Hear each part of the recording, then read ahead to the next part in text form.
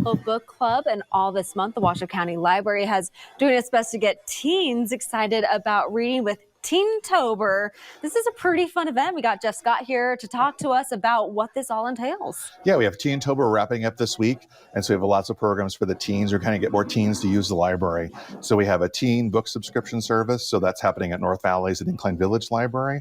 So if you're a big reader and you want to have some kind of book suggestions curated by librarians, you can come and sign up for that at both those libraries. We have teen crafts. We have Lego Robotic Club for teens, and then we also have a teen survey that's been launched right now. So if you go to washoecountylibrary.us, you can take the teen survey. We're trying to get more teens involved in teen advisory group to see what kind of programs, books, and selections that you want to see to get teens to read. What kind of feedback have you guys been getting so far? We just launched it, so we haven't gotten all the feedback yet, perfect. So we're really excited about that. We did partner with the Holland Project last week with their Young Blood Carnival, so we were there for that. So lots of teens went to that. So we're getting a lot more teens using the library, and we want to see, what kind of programs and services you want. If you're interested as a teen, we also have a teen advisory group that we're launching. So if you want to get some feedback for teens, there's lots of fun for that. So that's all month long.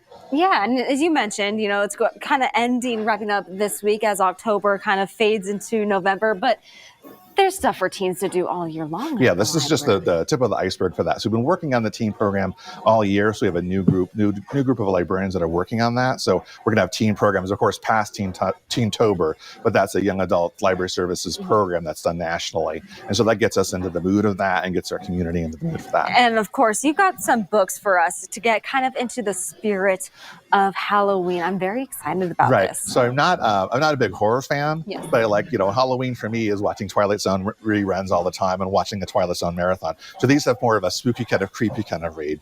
So this is Life Ceremony by Sayaka Murata. So the first story has a young group of women. One of them is about to get married, and she's wearing a sweater that's made of human hair. And at first you think that's a little weird, but millennials these days.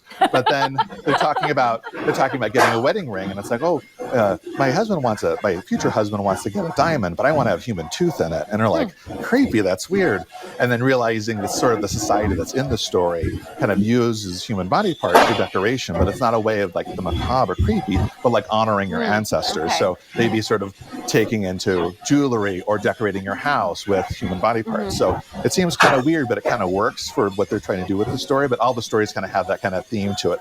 So sort of like Eye of the Beholder kind of feel from the Twilight Zone episode. So that's kind of fun for that. So it's not like creepy or weird, but it's just kind of like, okay, you know what? I kind of get at the end of the story, you're like, I kind of get why you would do that. Okay, I think you and I have similar tastes because I too am more of the psychological thriller versus like the gore, blood and guts kind of stuff. Right. And I love a story that has just a unique twist, and that's what this one has. Yes. They Only Get Indians by Stephen Graham Jones. So it's an Indigenous author talking about 4 young men who go hunting.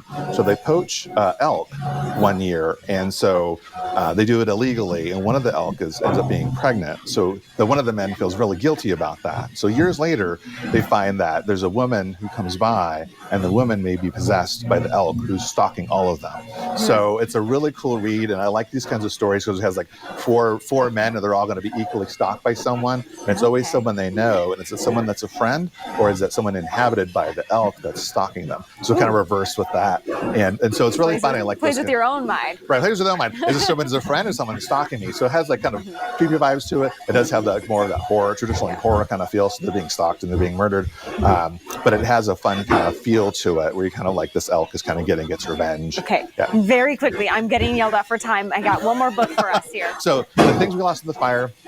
These are really traditional horror stories. It's not the same as far as people being, killed, but it's also something about the horror like within us. So looking at trying to save people, trying to help people, but then they're kind of beyond saving. And so these are kind of short stories with that, dealing with that.